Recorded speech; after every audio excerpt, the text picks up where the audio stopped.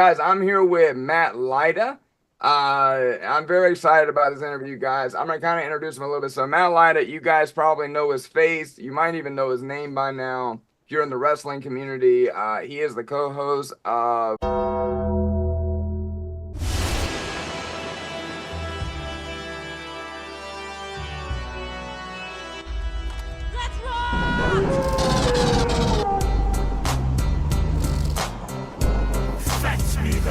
So technically it's called 6 Feet Under with Mark Calaway. What's up, guys? So listen, this is a very long interview where the first half is kind of spent getting to know Matt and what led him up from the beginning of his adult life to meeting The Undertaker and what started the podcast.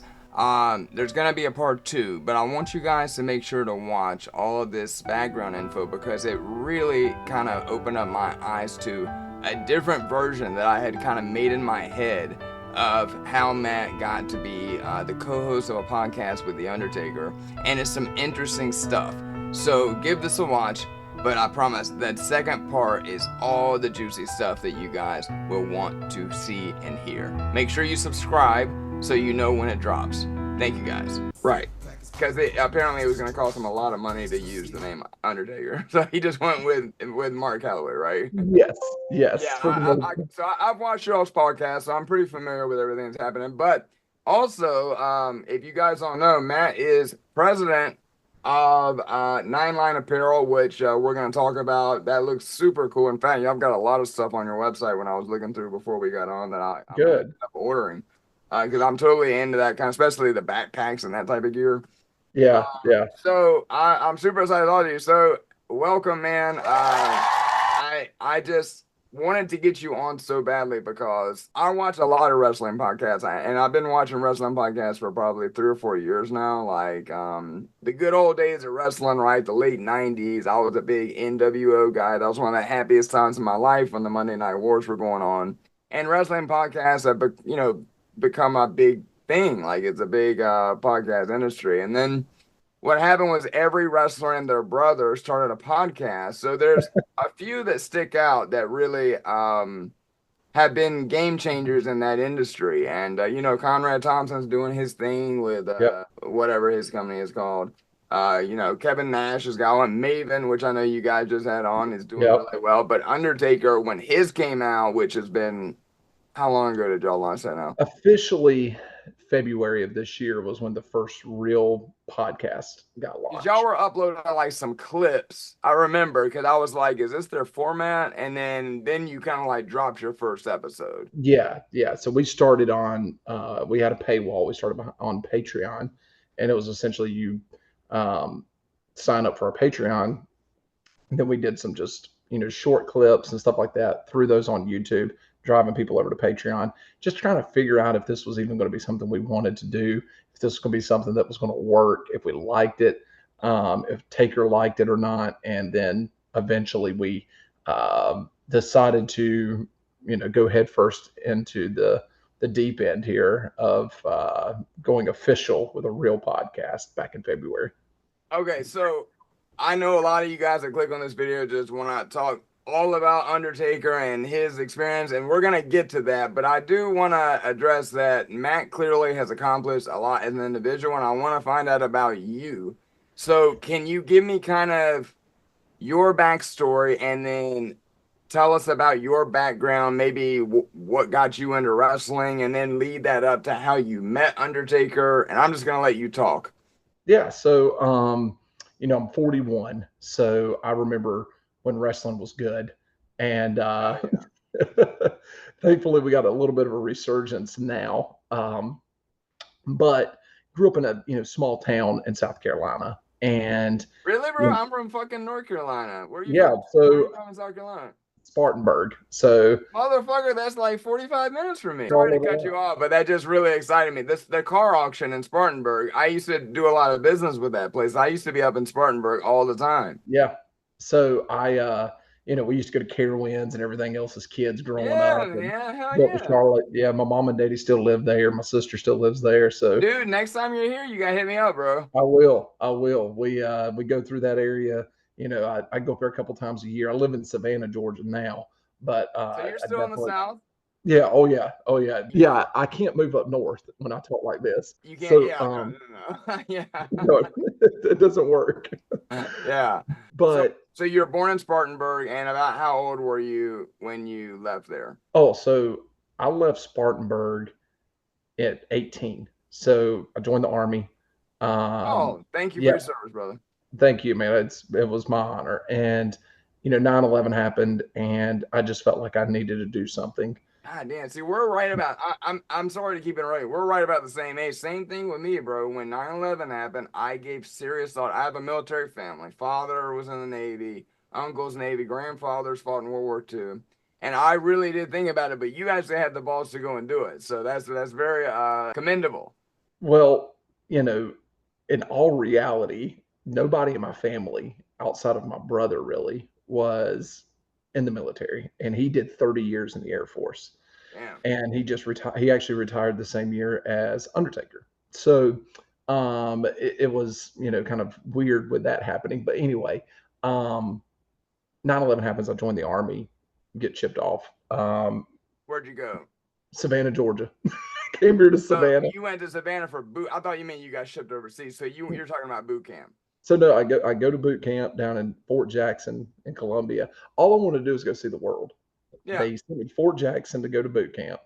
That's where I ended up having my AIT, my training for my job, which was being a mechanic. And then I got sent to Savannah, Georgia. And I'm like, okay, I'm 3.5 hours from mom and daddy. I was like, this isn't what the plan was, right? So I get here, and I ended up deploying to Iraq in 2003. I was part of the invasion of Iraq, which was fun. We had a great time. No, no, wait. Let's talk about that because that's interesting as fuck to me. I'm a history buff and shit, so I don't remember exactly like when did we actually invade. I remember the news clip of the B-2s taking off, and they were like, "We think they're about to start bombing," like, but it had been building for like 2 weeks. Every night, Americans we were watching the news, like, when the fuck are we gonna start? The So do you war. remember on like CNN they had the footage of Baghdad being bombed, and it Yeah. was Oh like, yeah. Yeah. Yeah. yeah. Yeah. Yeah. So um, I was sitting, just a few miles away from all that, and Seriously. yeah. So that happened So you were in, on the ground. yeah. I mean, I was a mechanic, so I wasn't like kicking in doors or anything like that. And it was like end of February, beginning of March. Um, 20 years old in Iraq. So celebrating my birthday of a ripe 20 years old there. Wow, And, man. you know, did my service, got out, went into sales, just normal job, So right? wait, you did 4 years? Actually, I only did 2 years when I joined because, like I said, I only joined because 9/11 happened. All I wanted to do was, serve my country for what happened on 9/11. And when I went into the recruiter's office, they asked me and said, "What do you want to do?" I said, "The shortest amount of time." I was like, I'm not a military guy. I said, "I run my mouth too much." I said, "This won't be good for me." I said, "I'll get in trouble the whole time." So I said, "I'm going to go into sales at some point in my life. I know that." And I was like, "At least the military will get me out of mom and daddy's house. It's going to help me pay for college." We were below middle class. We weren't. I would never say that we were poor by any means. My mom and daddy made sure we had I'm in the everything. same boat. Yeah. Yeah, we were below middle class. I had everything I needed. Didn't always have everything I wanted, but that's fine. Can I ask you a question though? I used to think I was poor until I actually left the country, and then I started calibrating how I verbalized my social status as a child as well. We weren't poor by any means because we had food every day and a roof over our head. Because I think a lot of Americans misjudge what poor really looks like. Oh And yeah, if you've been over to Iraq, I imagine like I going out of the country changed me as a person for the better, and it changed my life by seeing the yeah. real poverty that some people live in. I tell everybody. My wife and I love going to Mexico. Belize. I got a buddy that's got a place down in Belize, and I've been to we love Belize. those places. And I tell everyone, whether you're religious or not, go do a mission trip. Go build a school, go build a hospital, go find some clean water, and go see what true poverty looks like and what true hardship looks like. and you'll see that in those Central America countries and whatnot. So, you know, Well, yeah, let I me ask wasn't you, there. was there a specific thing that happened to you? Because I'll tell you real quick. The first time I left the country was Mexico. I was 28, so it was like probably 2008. Um, this visual will never get out of my head.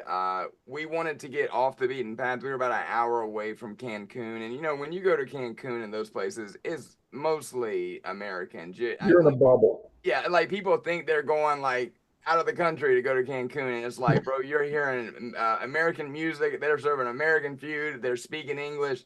So we wanted to really get off the beaten path, and I saw a woman in a beautiful like Sunday dress, sweeping her dirt floor living room, and that I don't. As stupid as it sounds, bro, like for some reason when I saw how much pride she had and keeping her, I don't want to call it a hut. I don't know if that's offensive.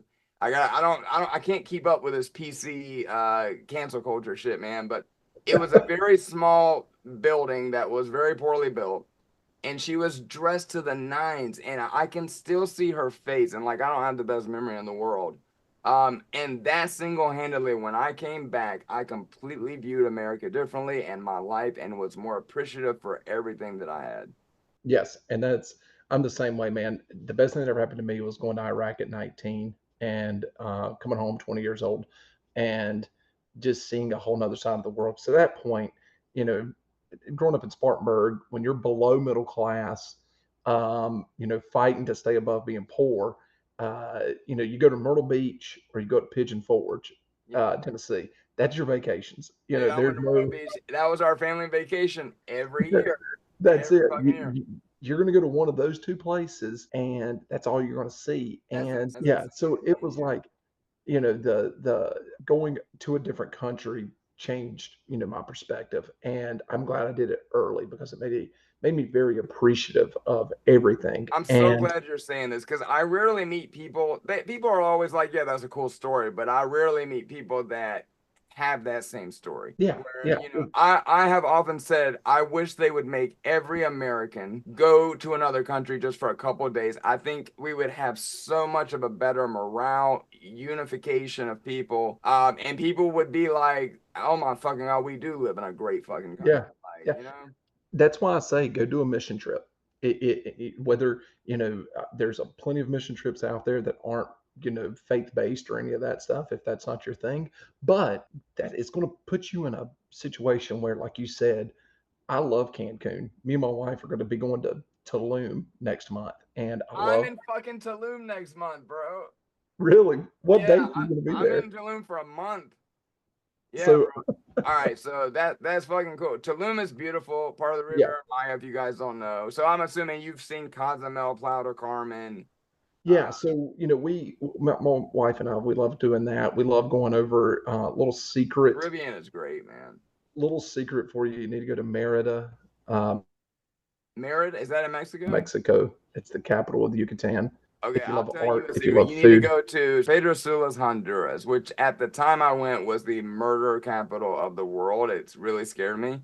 Beautiful city, beautiful people. So that's my. I've been to Roatan, and I've got a buddy that lives in Roatan who is a scuba diving instructor. Did you go on a And cruise ship? no, I don't do Okay. cruise I went ships. to I went to Roatan, but it was a cruise ship shit, so I was only Yeah, there for a day. I don't do cruise ships. That is no, Really? I'm not. I love cruises, man. I throw up, man. I get seasick. You get I can't do seasick. it. Okay, okay. So back to the what we were talking about. So I get out of the army. I become Well, a but hold on. Before you leave the army, and if you don't want to talk about it, it's fine. But like, any interesting stories about being in the army? no, I mean, it's so funny. My best friend, his name's Woody, and he's a firefighter in DC now.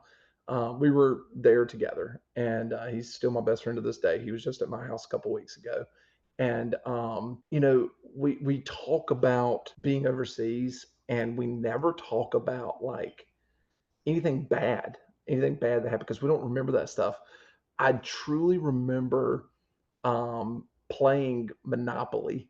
I remember playing cards and spades, and there was no TV, no cell phones, none of that, right? Right. Back then.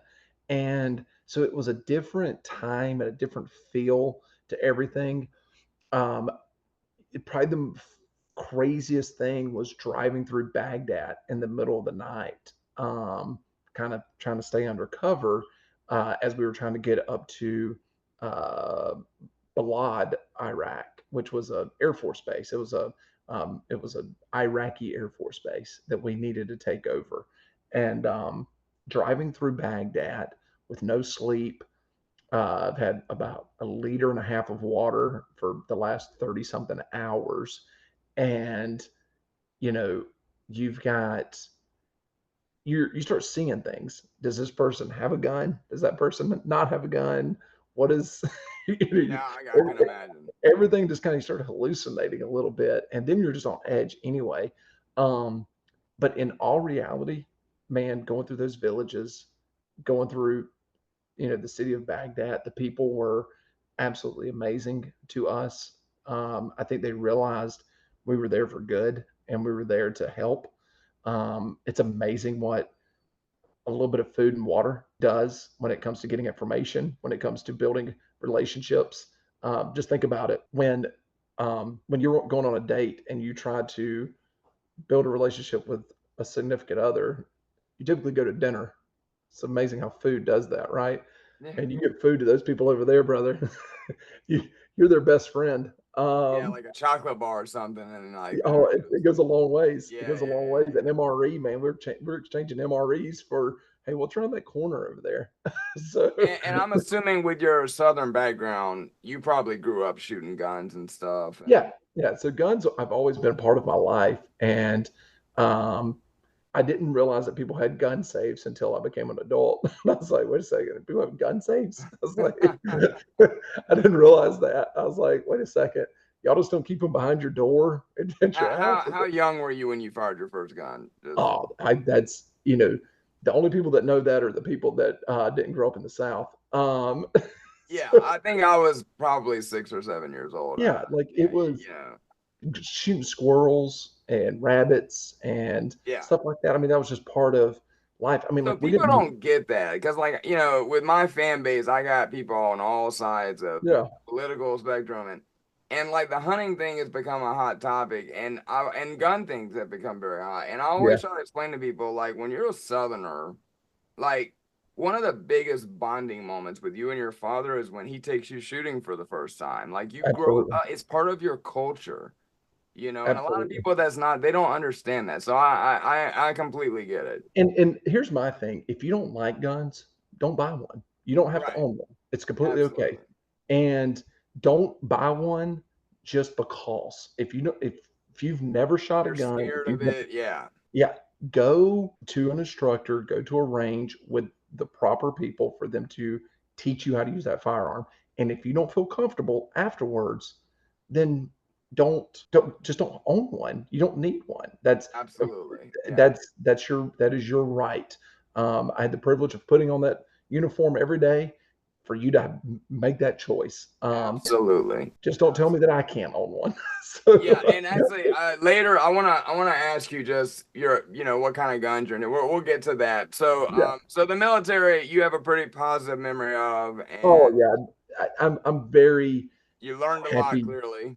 Yes, and I met my wife while I was, in the military, and we're going to be celebrating 22 years next month. So, Damn, um, bro! Congratulations, yeah, man. yeah, In our generation, that's like a lifetime well, because yeah. Well, relation. watching your show, I mean, it shows you that it doesn't last very long. No, well, it doesn't. Plus, not to mention, most people that are on reality TV are a couple sandwiches, missing the picnic basket. But I mean, 22 years that's a long time. So, dude, you guys are doing something right. Well, what would you say if you had to say one thing to tell people on what has been your success to make your relationship last that long? Just one thing that you think is so important to make a relationship work. What would your advice be? Trust is more important than love. Trust is more. I like that actually. Yeah, I agree with that. I Here's do. the thing is you know, you can love someone all you want.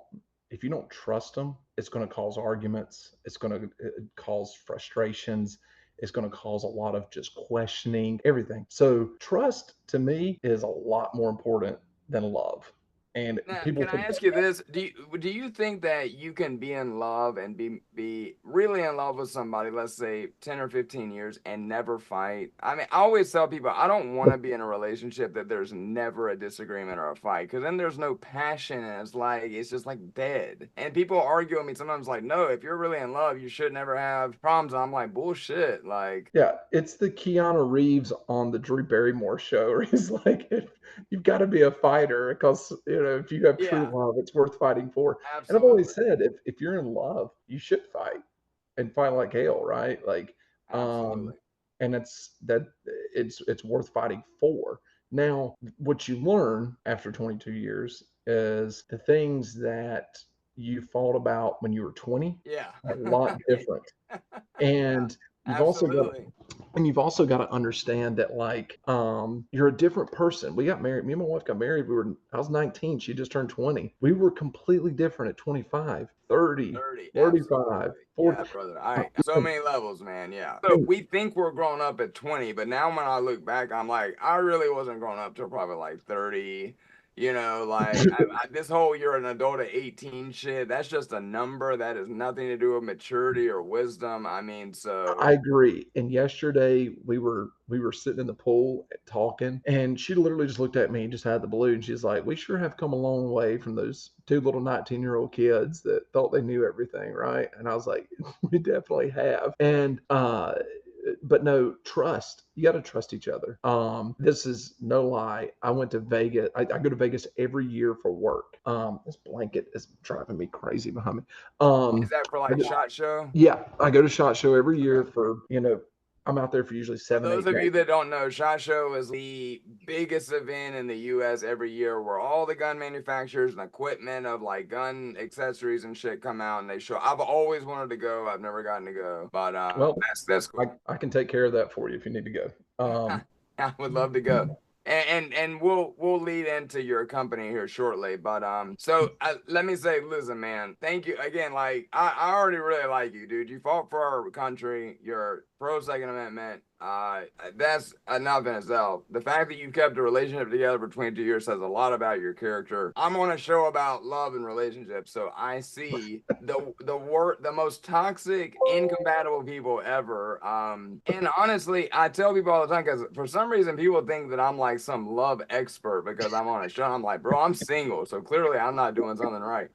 But I will say, unfortunately, Americans have become very they treated marriages even disposable. It's like 10 years is a long time now, for a marriage, and it's really inspiring and just I don't want to like sound weird. It's heartwarming to hear someone that's like my age that has made it work for 22 years, Yeah, because that's normally like your grandparents' generation that have been together that long. So dude, that's I'm sure you don't have a lot of friends that have got you. no, but I think it's not even that we've devalued marriage. We've just devalued ourselves, and Absolutely.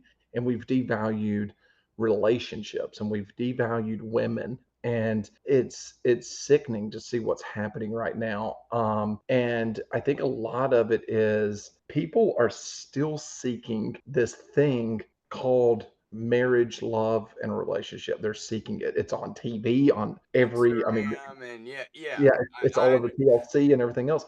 They're all seeking this, but preach, brother. I don't think they're seeking the right thing. I think what they're doing is, they're They're kind of being, comparing their reality to a fictitious reality because social media and TV is like it's a whole different life that is unfortunately very hard, if not impossible, to obtain for most ordinary people. yeah, and for dude, being in just a relationship, not just marriage, it's important, and it's something that you just don't take lightly.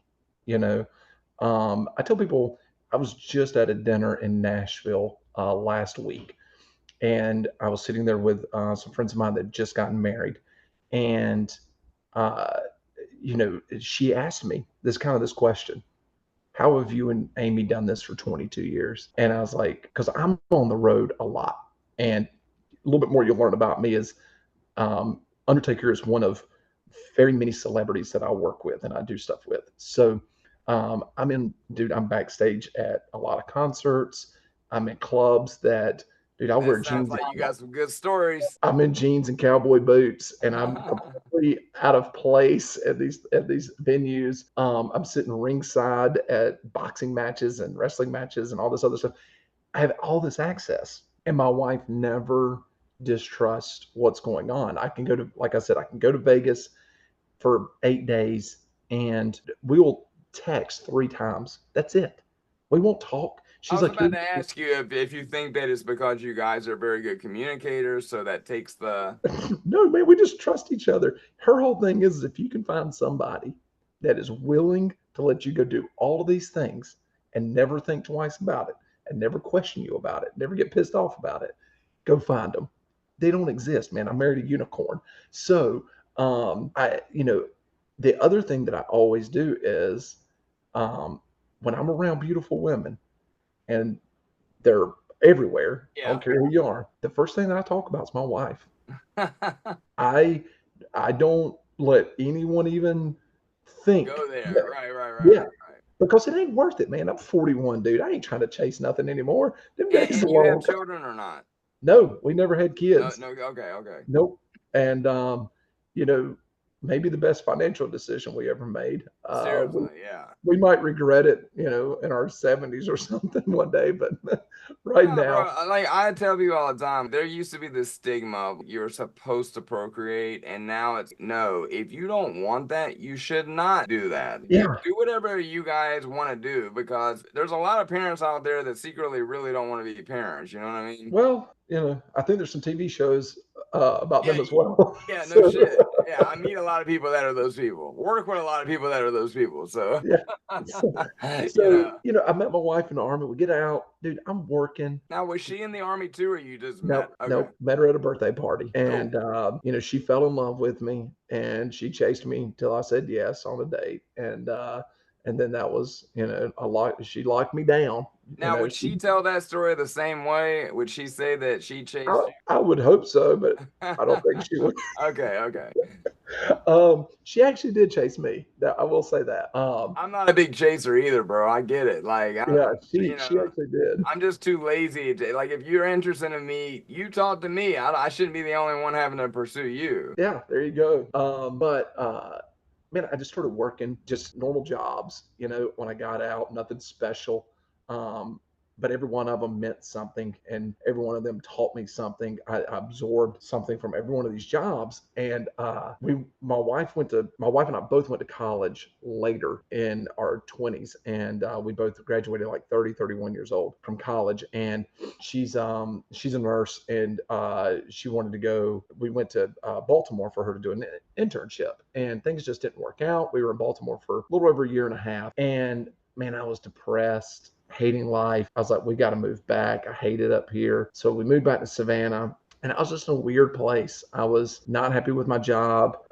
Literally just sitting on a couch every day, like working from home, wanting to literally just do anything other than what I was doing, thinking back of every choice I ever made and how every one of them led me to this miserable life that I was living. I was just so depressed.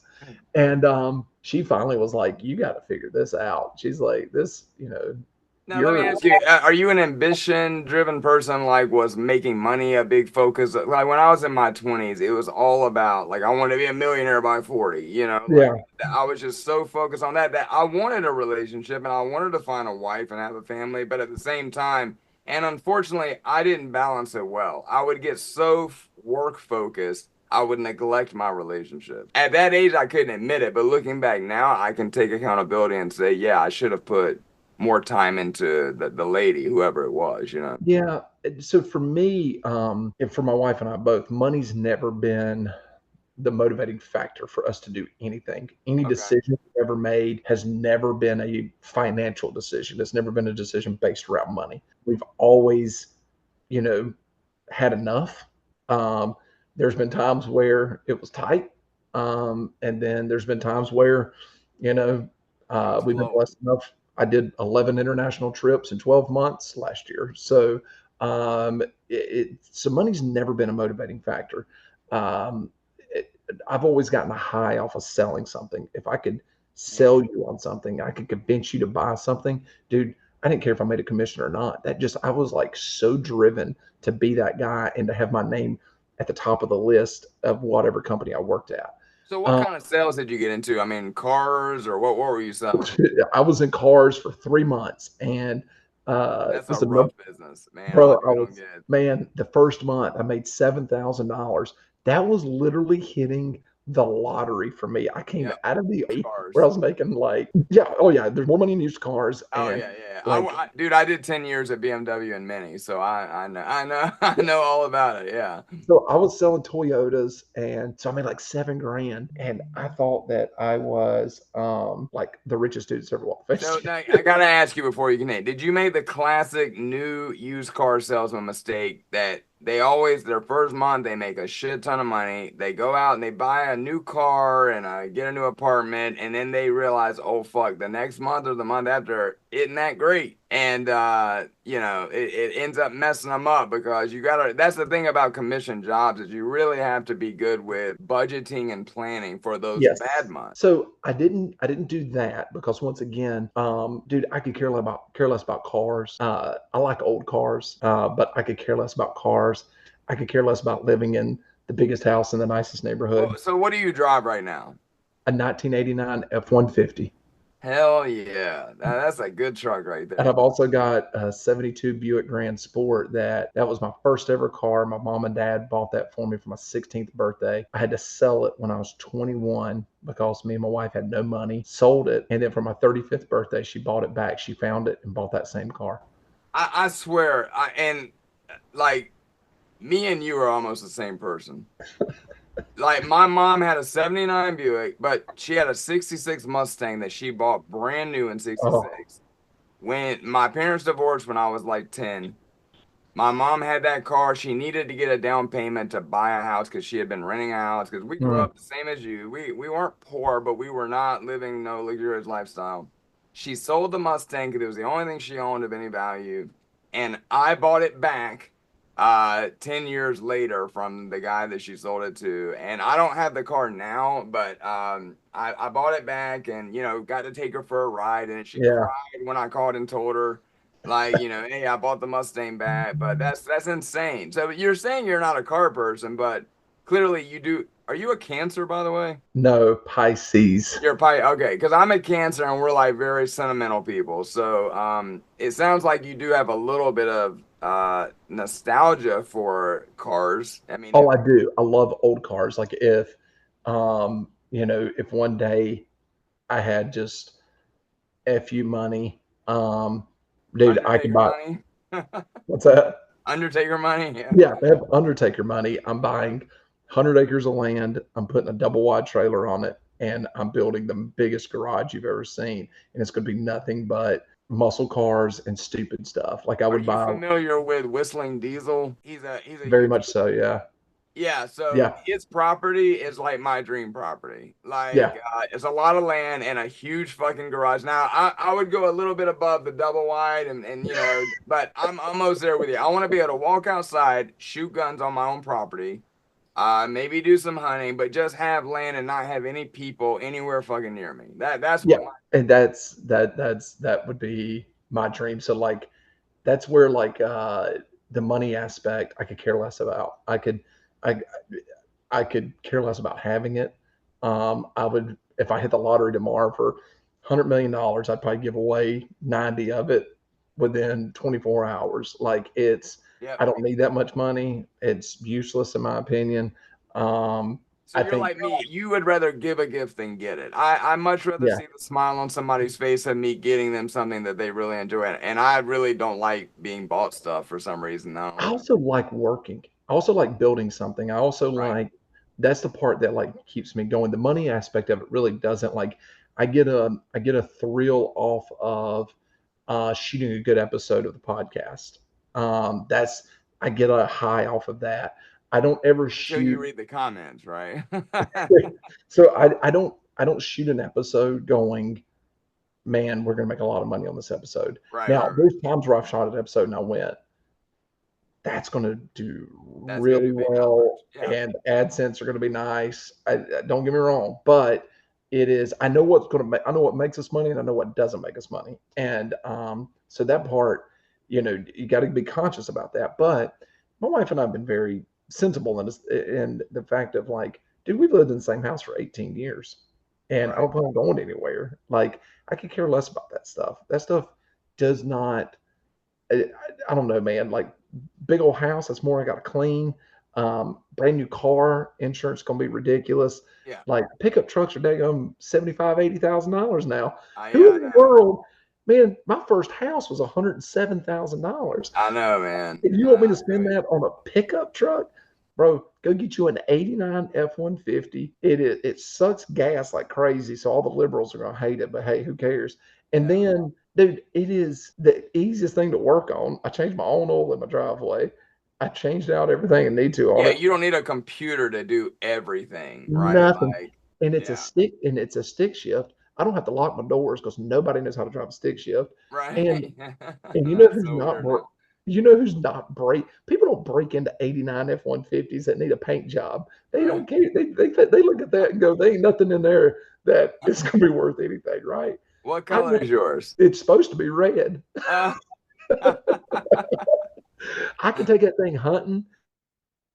yeah, no, I love I the don't old care if I get the old scratches on it. F-150s. I know Nothing. it's the boxy body style, right? Like almost like the Bronco front end, the old. People are so worried about who's going to be our next president when what they need to be worried about is how much money they're spending every single month. They're swiping their credit card like crazy. Damn right. They're not saving anything. They think they need a car to impress somebody that doesn't really care.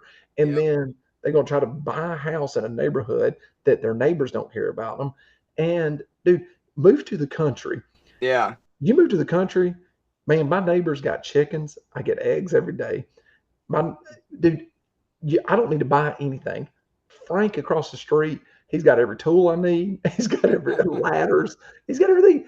And I put a pool in. The kids in the neighborhood swim in my pool more than I do. And Move to during the COVID, you weren't affected at all because Bro, absolutely not. yeah. Absolutely not. I got a freezer over here full of deer and bear, and we take care of ourselves out here.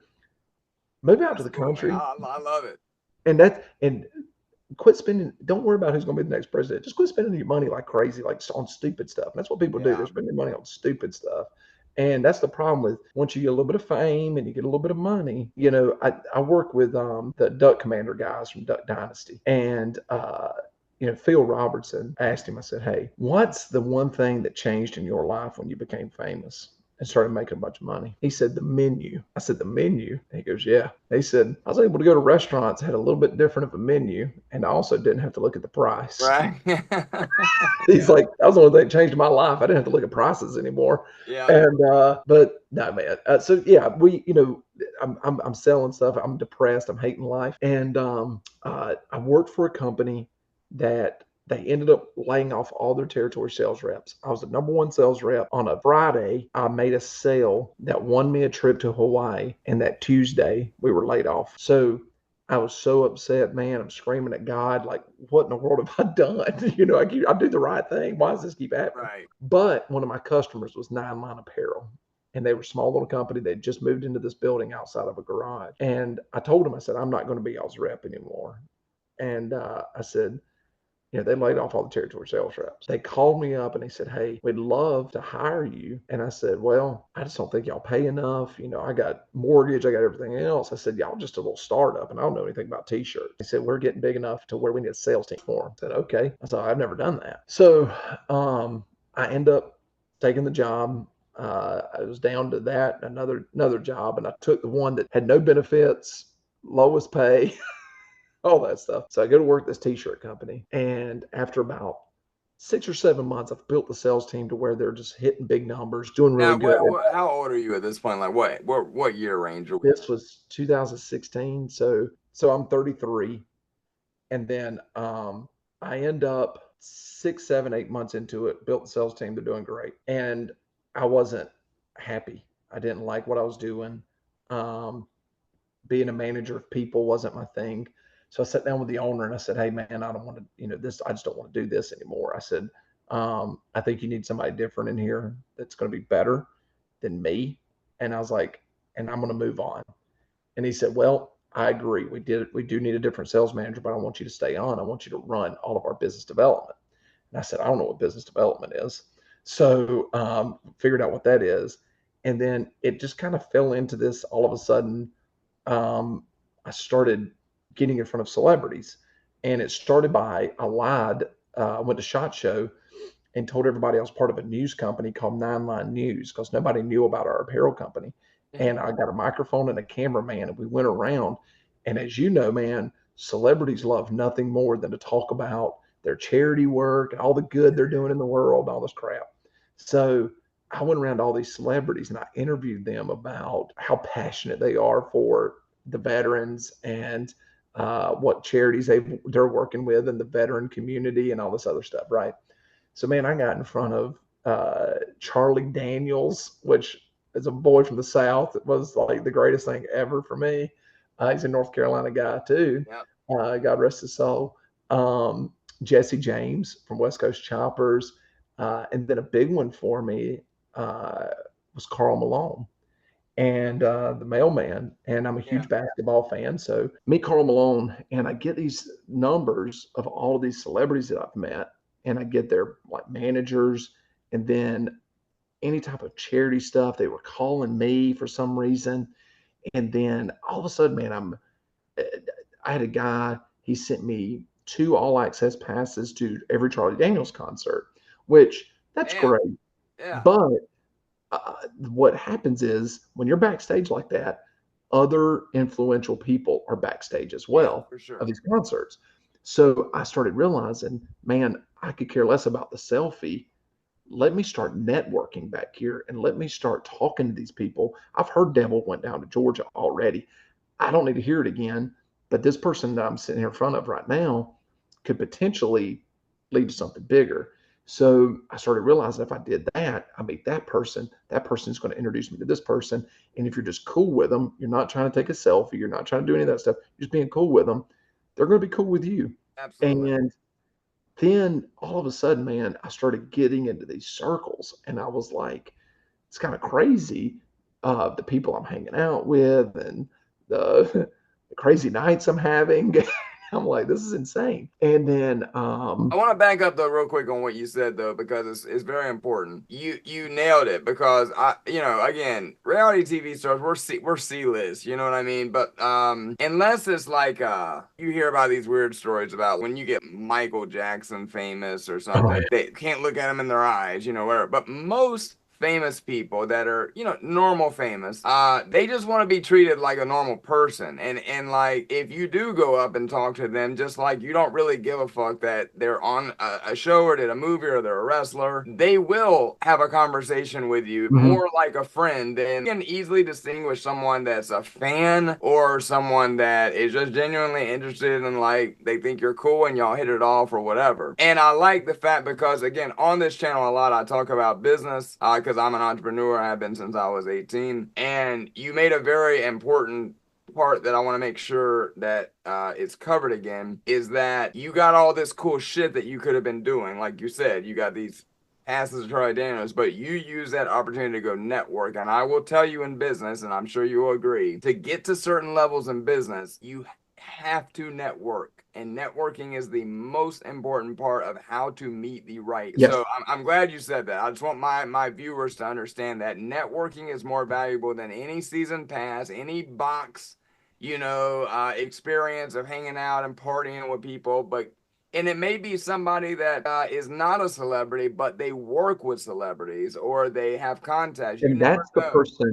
that's the person you want more than the celebrity. So Absolutely. Because they'll vouch for you. yeah, and I'll tell anybody that if they're trying to get kind of in that world, first of all, figure out how to not be starstruck. I don't care who you are. Tim, there's somebody that makes your heart race if you get in front of them that you've never been in front of, right? Like there's certain celebrities out there that I think that I would be like, oh my God. Who are they? I'm curious. Who was a couple of celebrities that would starstruck you? Well, the first one's Ric Flair, man. I'm such a Ric Flair. Never met Ric Flair? I have not met Ric Oh Flair, and God. Well, I'm from Charlotte, so like I well, went to his annual Christmas party in '98. And I went to college with his son. well, it's one of those things where it's like, he might be one of those people that falls in that category of sometimes you don't want to meet your heroes.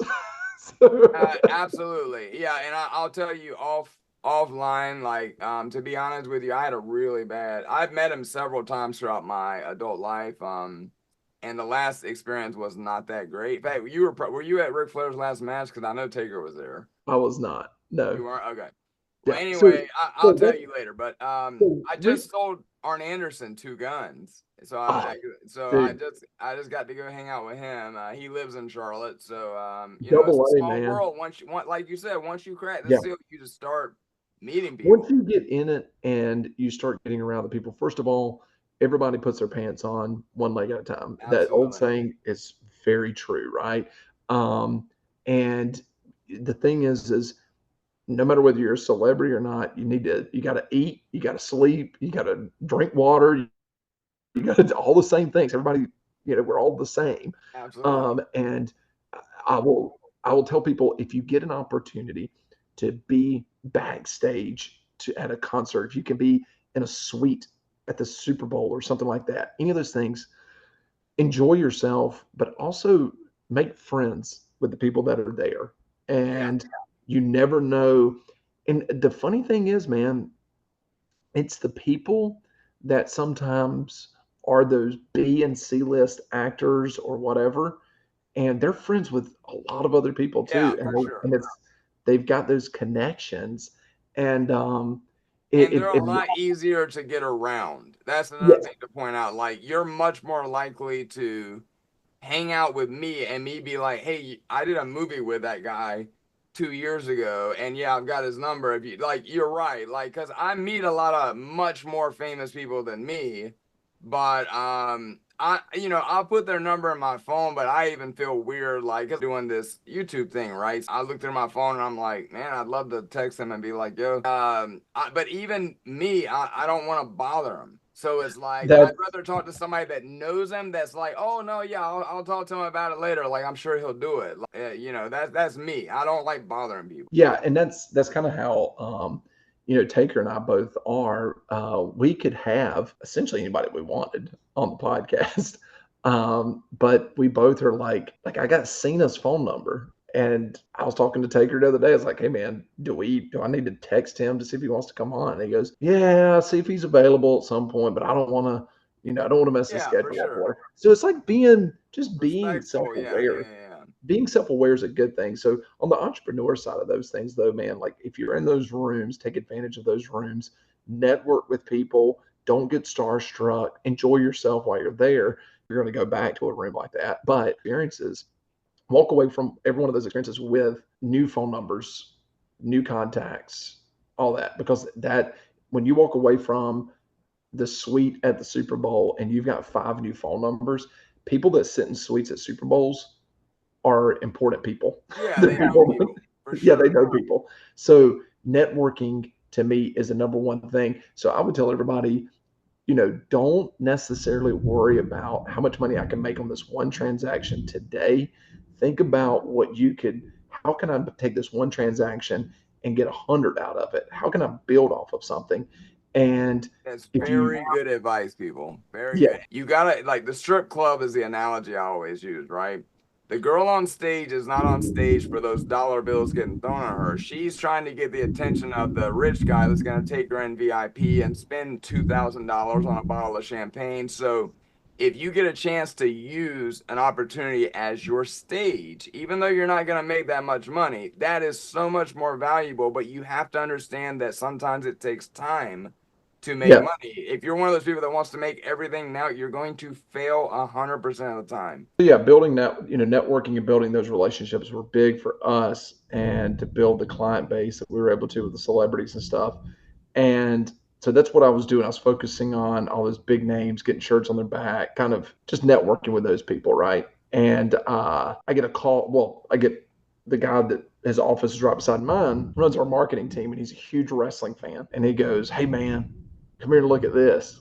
He pulls it up, and there's the Undertaker wearing one of our shirts with the helicopter and it says 9-line. And I was like, holy crap. I was like, is that the Undertaker? And he was like, yeah. And I was like, oh my God, man, that's pretty Now, were cool. you a fan of his back in the day, like when you were into wrestling? I assume by this point you probably weren't watching wrestling anymore. Yeah, I hadn't watched wrestling since I was about 14, probably somewhere around in there. Off and on, the Attitude Era stuff was fun to catch every now and then, but like I had missed, the Ministry of Darkness. I had, all that stuff. When he tells those stories, it's brand new to me.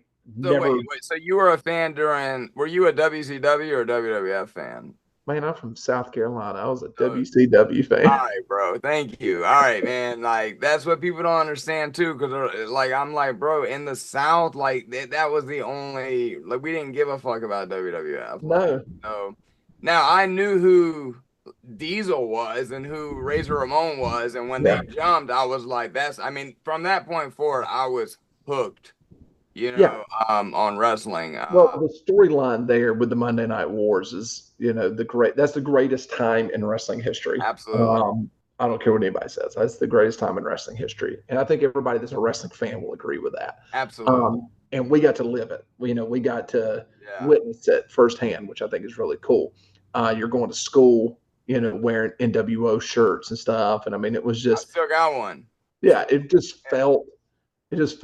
was just crazy. I mean, that's what everybody watched was wrestling. Yeah. No matter who you were watching wrestling. So yeah, I mean, was I a fan of Undertaker? I was a WCW guy, so I knew who he was. I Yeah. knew Same what same thing. yeah, Yeah. I knew what he was doing. You're still watching the WrestleManias and stuff. I knew who Undertaker was. I wasn't a fan of WWF. I think everybody was a fan of Hulk Hogan and Ultimate Warrior and all that stuff at some point when they were little. But I wasn't a big fan of their product at the time. WCW felt more realistic based, more reality based. It felt like guys just using like their first and last name. A lot of the guys look like my dad.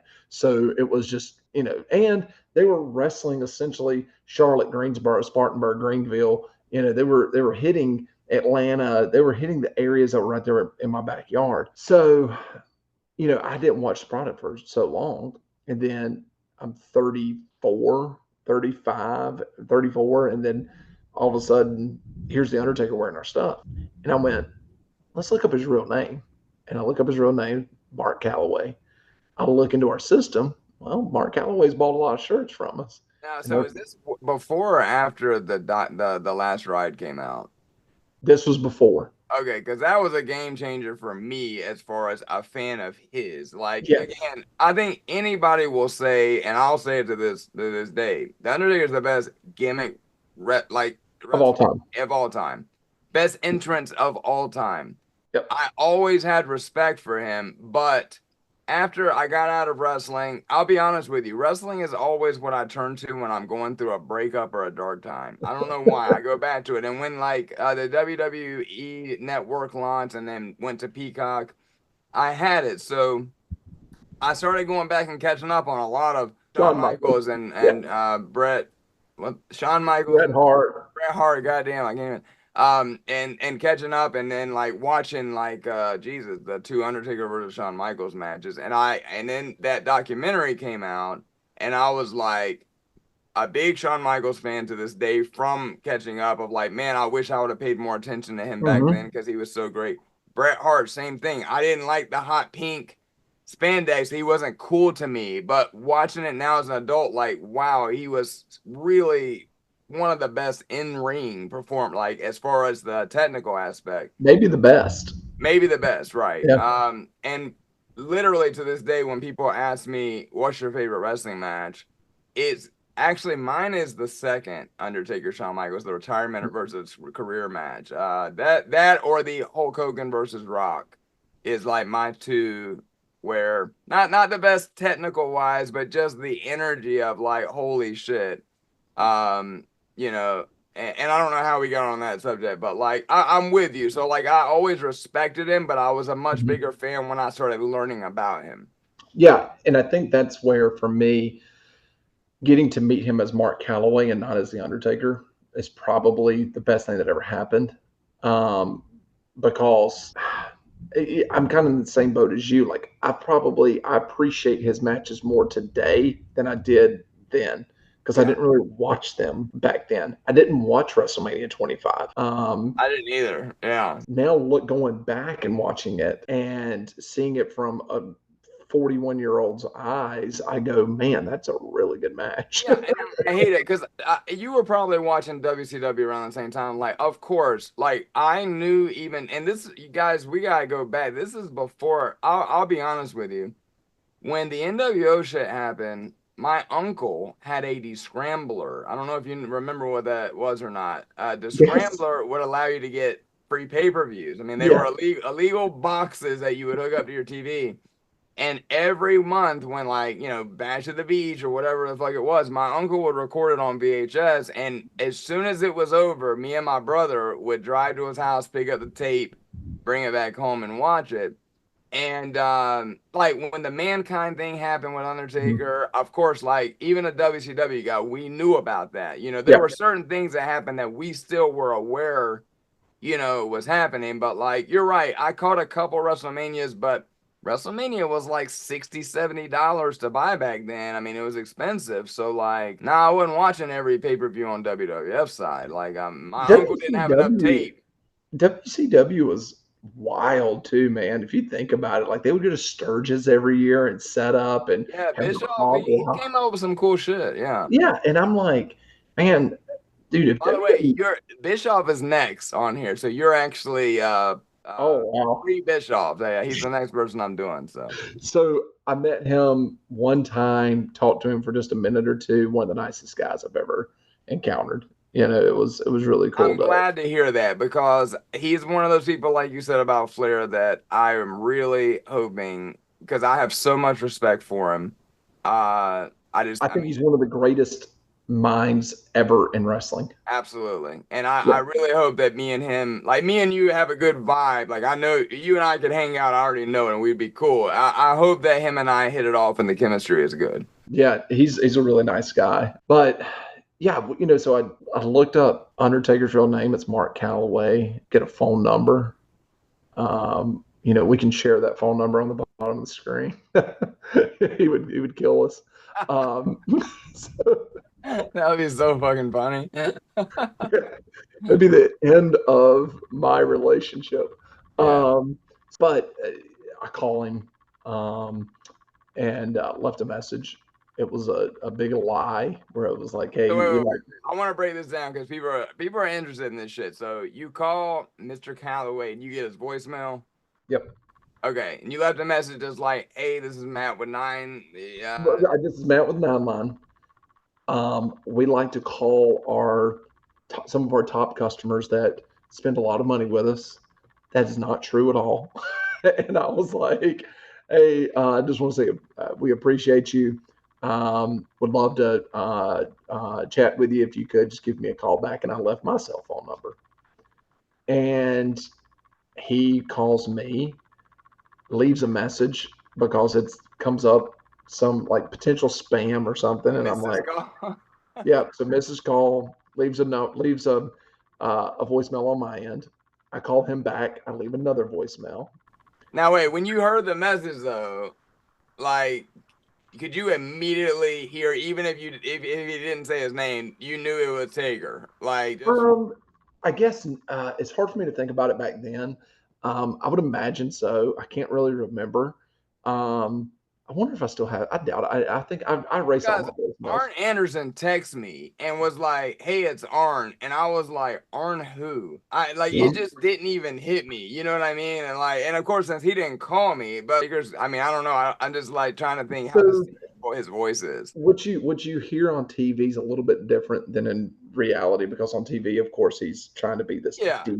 yeah, yeah, And yeah. in reality, he's a country boy from Houston, Texas, and so he's got I a little, love that even more, man. I yeah, love so he's got a that. little bit of a draw. But he leaves a voicemail. I'd call him back, leave a voicemail again. We're playing phone tag at this point. I'm sitting at Hooters for lunch, and dude, I I'm a foodie. I despise Hooters, but it was like at the time, it was the only place beside our work. So we Yeah. went over there for lunch. He calls. I pick That- up. We talk for 45 minutes. Tell me, like, We have a that get much- 45-minute conversation. We talk about guns. We talk about hunting. We talk about fishing. We talk about barbecue. That was essentially what we talked about. And then at the end, he said, "Hey man, if you're ever in Austin, just give me a holler." I said, "Funny thing is, I'll be in Austin in a couple of weeks." I said, I got an event I got to go to. He said, "All right."